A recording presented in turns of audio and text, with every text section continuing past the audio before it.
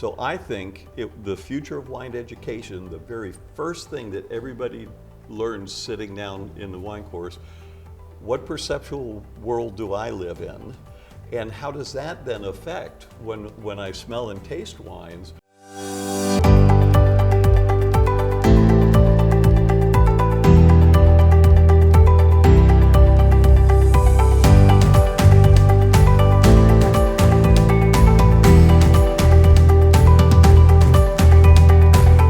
This is Ankita from USA Wine Ratings, and today we are with none other than the Tim Hanni.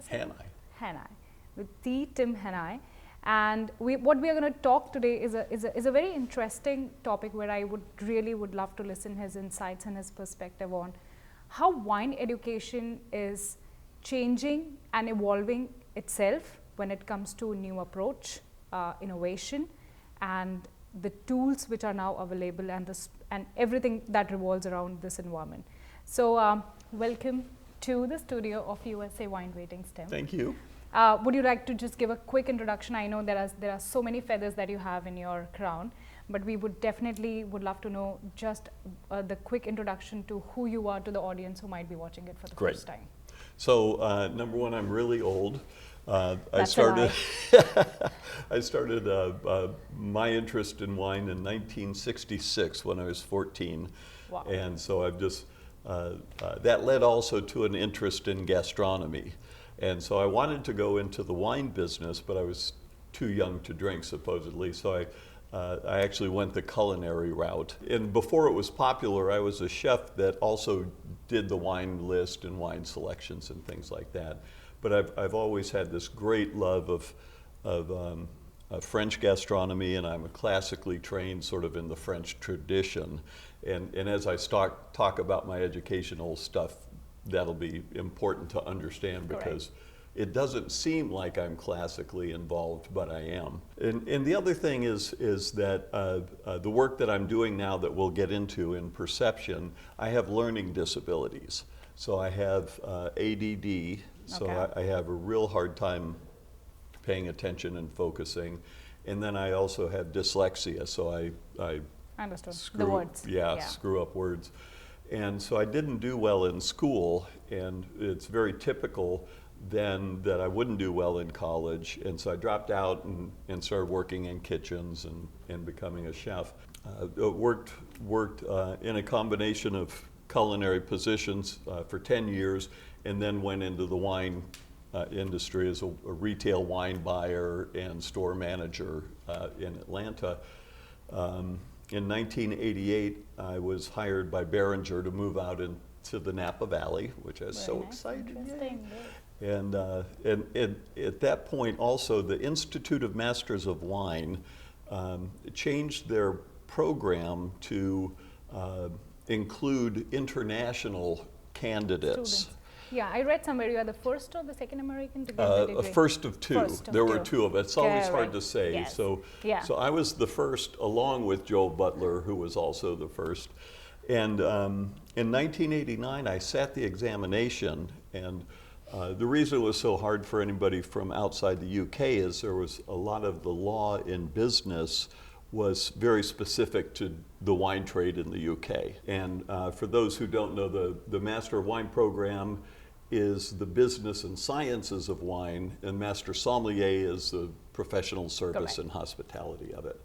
So I failed the exam epically in 1989. I signed up for a writing course, and I went to the wrong course for 3 days. Wow.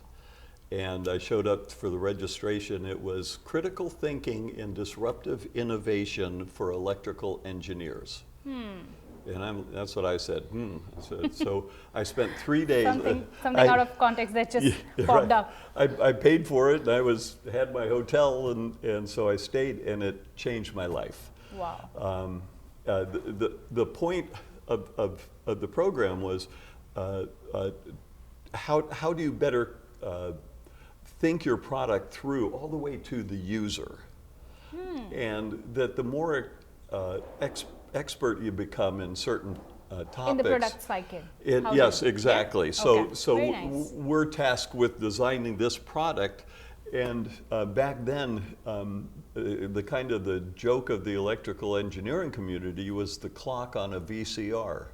It was so impossible, and they had all this data about people not using it in millions of homes. Here's this little blinking reminder, you're too stupid to use me. And so I was thinking of wine, and we become so expert and talk about things like terroir, and we taste wine and all this stuff, and we've got wine and food pairing, and how ridiculous we've become in making it complicated for the consumer. That is so true. So I was, because of my culinary background and my French and knowledge and rare wines and whatever, I was, Jancis Robinson had declared me the wine and food pairing guru. Wow. And just after passing the examination in 1990, I knew in my heart of hearts something was really wrong. And so for the past 35 years, I've been researching wine and food interactions. How you integrate both the categories together, right? Well, what happens when you have wine and food, things change. Correct. But we could have 10 masters of wine tasting the exact same wine out of the same bottle in the same room and not have agreement. Even sometimes one saying this is the greatest wine ever and another saying no, it's commercially unacceptable, it's crap. And so now I had the title, so that was my permission to step forward and say, I don't get why we're doing this, because wine and food pairing is actually bad business at the end of the day. It's not consumer centric. Correct. And as this evolved, in the 1990s, I started working with sensory and perceptual scientists around the world. I brought the word umami into common knowledge. So now we've got umami burgers, and McCormick's is doing an umami seasoning.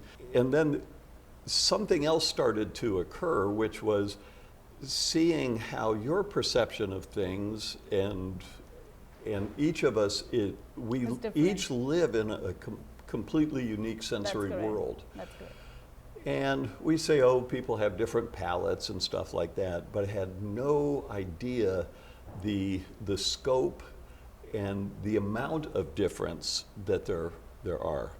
So that then started to evolve into my current realm of study, which is in perceptual individualism. Wow. So it's the genetics and the sensory anatomy that we have, our neural pathway conditioning. In a certain way. Yep. And then our own psychology and impacts. Yeah, Correct. impacts what right True. and wrong, good and bad, and whatever. Correct. And so there are certain things like cilantro. If you have a certain gene cluster, cilantro is this horrible, soapy, bitter, disgusting thing. And if you don't have that, you can't understand what's wrong with those people. So there's all this misunderstanding and misinterpretation, and it's not a matter of your palate being mature. And it's not a matter of you liking and disliking. It's something that it's just inbuilt. It is. Yeah. It is. Yeah. Now it's changeable, and that's the neural pathway conditioning and also the psychology. Amazing. But some things are just so profoundly different. If you have color blindness, you don't have those receptors. Correct. You and that can't see certain colors, right? Exactly. But I love your color. Thank you so much. That is fabulous. So you are studying tougher topics as you age, right? Mm-hmm. So that's the way to go in the education. So I have a very interesting question for you, Tim. So you are talking about a setting where you have studied in 1990, and now we are here in 2024. Yes. What is it? This is a huge, long period that you have seen. You have been in the same setting for a long period of time. When we talk about wine education courses, Yes. be it for novices or be it for somebody who is a trained and experienced person, what are the key components that you look for? And I really would like to listen to you, because you are professionally trained chef, and a master of wine. So it's a broad, and also a certified and wine also educators. wow. So it's a broader category that we are talking Yes, about. So exactly. your perception is, I'm sure it's one of the most important. If I have to take 10 polls of 10 influential people, I'm sure that you fit in that category of telling me what are the key components that you think the wine education courses should have as on date. So what's missing is learning about your own strengths and weaknesses, what you can perceive and what intensity, what perceptual world you live in, and then how does that differ from other people? And the good news is Wine and Spirits Education Trust is adopting my principles. They are moving away from wine and food pairing to the interactions, and they're now starting to include perceptual individualism. So I think the future of wine education, the very first thing that everybody learns sitting down in the wine course, what perceptual world do I live in? And how does that then affect when I smell and taste wines? What's the best language for me? What's the best system for discovering? We're so focused on the product that there's no people in wine education anymore. And we think that this is an important part of hospitality, but we've lost the hospitality sense of things because we're not including the people in it. So how this would work is that as you're tasting, it's not these wines, we're not going to start with this is good wine, this is bad wine, and you're stupid if you like this and you're smart if you like that. But it would actually start with how many taste buds do you have? And how sensitive to bitterness are you? One of the radical things that we found is that sweet wine drinkers have by far the most taste buds, and they'll never like the bitterness, the alcohol burn, and so forth. And it's potentially 40% of all wine consumers in the world. And so in 2007, I actually created the whole Moscato explosion. I identified the opportunity. I helped Gallo and Trinchero take advantage of it. And they went from 500,000 cases in 2007. In 2014, there were 10 million cases of Moscato, Amazing. Just those two people. So what that shows is that something's critically missing. So it's like sitting down in an electronics course and you want to learn about coding and this, and they start with this high level stuff. Correct. That's confusing and So you're saying that it has to be more people-centric instead of product-centric? it needs to be a balance. Okay. Exactly. And the emphasis is now on learning all this trivia that really doesn't help connect you to consumers and to build trust. And that's what the wine industry is experiencing now is a massive loss of trust of consumers. Understood. They're not embarrassed to order a sweet cocktail or order a tequila they like or whatever, but with wine it's become so complex and there's so much stigma attached. Too many options today, especially with young consumers. They're just saying, I don't want what that old guy's trying to sell me. So if we go back to the wine education part of it, let's say, so I understand that it has to be more people-centric and less product-centric, but when we talk about the institutions that are delivering the wine education these days, Yes. what do you think they are missing and what do you think is going great these days? And when we talk about these days, let's just talk about in the past 2 years, what we have seen and the next 2 years which are going to come. So what, according to you, these institutions should pay more focus on, and what things that they should just try to eliminate from their teaching style or the teaching impact that they have on students? The number one flaw that I see is forcing people to adopt a way of describing wines. So let's say we put out a spectrum of wines from very mild, sweet to very strong and intense. Correct. And along the way. The way we do now that's from bad wine to good wine. To good wine, yeah. Instead of, okay, I want you to learn about these sweet wines and that there's a huge market for them. The French always love sweet wine, so we've got a lot of bad history and mistakes in there as well.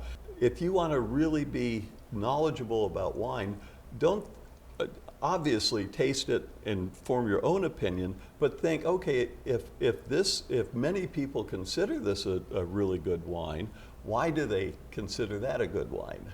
So you can take a wine, and this is the mark of the truest professional. Wow, oh, this wine's perfect of its type. It's got a balance. It's just perfect for this market segment.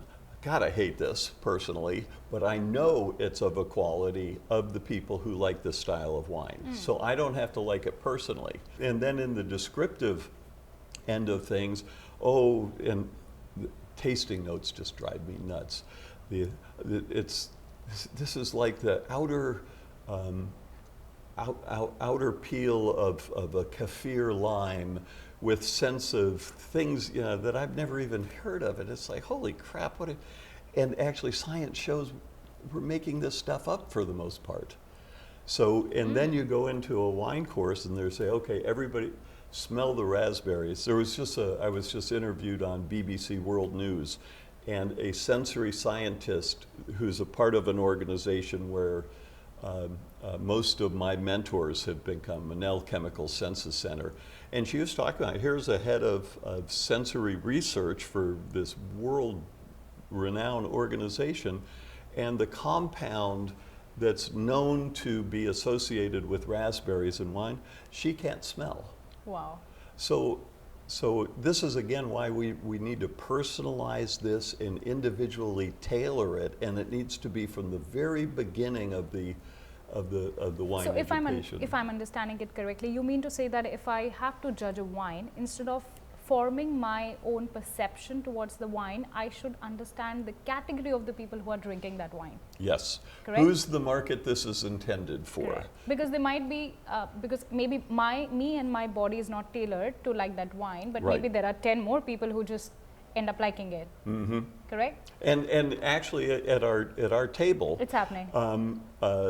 I have certain things that I'm highly sensitive to, but I also know what I'm not sensitive to. And so when they say a wine is corked, it's a compound called trichloroanisole, and it gives a smell that we associate with certain bacteria in cork. And I've got a very high threshold, meaning it can be pretty strong and it takes me a while to even smell it. So I asked them, I said, if you guys find something corked, let me know, because I'm a master of wine and all that, but still I've got my physical limitations. Yeah. Yes. And so we actually went around and talked about that, and I said, if you need reductive characteristics, I'm your guy, and if you need sulfites, I'm highly sensitive to that too. So this also really helps in a judging situation like that. True. I know Yes. what my strengths and weaknesses are, and at the table we had a conversation about that so that we could sort of support each other. So for example, if I have to come up with a wine education program, I want to run it, and let's say my audience is a very broad category. I have Yes. people who are just like naive, who just are budding people in this industry, and then I have somebody who's at 1 to 2 years of experience. Where should I pay more attention to? Is it going to be what I'm teaching them, the entire curriculum? Is it going to be faculty, somebody like you? Because I know that maybe I'm just teaching basics, but I know that how important and different it would be if somebody like you comes in the picture. Third, maybe it's the setting. Do people prefer virtual nowadays, or there is still this high value of me bringing the tangible products in front of them and training them? And fourth would be, what do they need at the end? Do they need knowledge? Do they need accreditation? Or do they need a job? Right. Yeah. Fabulous questions, and that really speaks to the need for the personalization. Correct. Right. And so as you're saying, the delivery system, virtual works for some people. It's horrible for other people. Correct.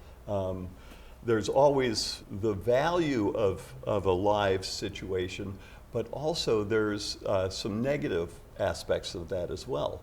Correct. Because I was doing a presentation just recently to a fairly large group, and there was one guy who thought he was the final arbiter of what is good wine and bad wine. Wow. And so as soon as say, okay, everybody taste wine number 2. Oh, that's horrible. And I went over, I said, excuse me, but shut the heck up. I know you don't like it, but don't influence Other people's others. perception, And so, yes. and all you got to do is look at people's face when, ask people who are wine knowledgeable, you know, if they like Moscato or sweet wines. Yeah, so that's one of the negative dynamics. But then again, if you do that properly, and do the perceptual individualism from the first, say that's just somebody responding to their personal opinion. True. And it doesn't matter if they're expert or Correct. novice or Correct. whatever, that's Correct. their opinion. So that sort of softens the impact that they'll have on the rest of the people when they behave that way. So the word hospitality comes from the word hostis, which is Latin for ghost. The word guest comes from the German word Geist, which is the word for ghost. Oh, okay. So hospitality is coming to know an unknown Guest. spirit or being. Oh. A poltergeist. As a guest. Yes. Oh, wow. And that is not a part of any wine education anymore. So if you come to my house, I'll ask you, do you have any dietary restrictions? What are some of your favorite foods? Anything What I flavor should do you avoid? like usually? Yeah. Exactly. Anything you're allergic to or dietary restrictions and whatever. Correct. And I will take care of you. And I'll also ask for you and for all the guests, what are the wines you're passionate about? And if you say, if you go, well, then I know you like sweet wines. Correct. And I'll have some sweet wines. And it doesn't matter if it's lamb or beef or this or that. And then we'll do some sensory demonstrations also to show you how it's called taste modulation. When you brush your teeth and drink orange juice, that's the sweetness Correct. in the toothpaste modulating how With the bitterness and citrus, acidity yeah, and whatever. correct. So if you have sweet food and dry wine, that's what happens. And it doesn't matter if it's steak or fish or vegetables or whatever. When you have umami taste, it's similar. So sweetness and umami make the wine more bitter and astringent. Salt and lemon makes it smooth. And so, and this is why if you go to Tuscany and get the famous bistecca alla Fiorentina, it's a big porterhouse, heavily salted, served with lemon. And the wine's delicious. And, Wow. and we've made up all this stuff about wine and food pairing that's not hospitable because it hasn't asked you what you like yet. Correct. And so we also then this is part of the educational process. Do you mind if I do your profiling? I don't think we've ever done this before. No. How much do you like salt? On a scale of 1 to 10, Yeah. I would say 6. 6, a little bit more than others? Yes. Okay. And are you a coffee or a tea drinker? Tea drinker. Tea drinker, Heavy okay. tea drinker. Uh-huh. Yes. And if you ever do have coffee, do you have to put a lot of cream and sugar in it? That's correct. Okay, got it. Do you cut tags out of all your clothes, or do you buy clothes without tags because you hate it so much? I cut all my tags. Yeah, so notice that wasn't a question anymore. No. Because I know, just from those 2 questions, I know so much about your perceptual world. And it's also why you're so smart and why you're so interested in so many things. And when you have artificial sweeteners, it's like, oh God, how can anybody even stand that? Because True. it's horrible for Wow. you. Sheets and pillowcases, you are so picky and you've got to touch everything. Yes. And same with fabrics. Yes. If your clothes get washed in the wrong fabric softener or detergent, do you have to rewash it sometimes? Yes. This gets kind of scary, doesn't it? Oh, yes. So I know all about a lot about your perceptual world and your sensitivities, and also why you're so Interesting. empathetic. Do you have rescue pets? I do. I know, yeah. I do. So I have 4 and 2 of them are rescued, adopted. It correlates. All of this is research that I've been working on for 35 years to get you. And now you can trust me as your personal wine guide I can teach you about all the wines in the world, but I know what you're going to like best. I know that you're going to favor Malbec over Cabernet Sauvignon. I know that you're looking for finesse and delicacy when other people want high alcohol and so forth. How are you with hot and spicy? Good. Do you like it a lot? Yes. Okay, so because Yes. of your sensitivity, when that hits your trigeminal nerve endings, so that burn is not a taste; it's actually a touch. It's actually dumping neurotransmitters. Can I be a little racy here? Oh yeah. It's similar to an orgasm. And it's like runner's high and sadomasochism. And if people who don't get that can't understand, oh, That is you're true. burning your taste buds off, Correct. you don't have any taste buds. So we just don't understand people. And we're not doing anything in the wine education to help us build the trust, have people go, what? I mean, that's cool stuff, isn't it? That is true. Yeah. Do you travel with your own pillow? No, No, but okay. I kind of travel with a couple of my closed clothes, so Yeah. just to make me feel home. Feel at home and feel Yes. comfortable, yeah. Yes. And that's what we need to do. We need Correct. we need everybody to feel welcome, to feel comfortable. If you want to become educated about wine, okay.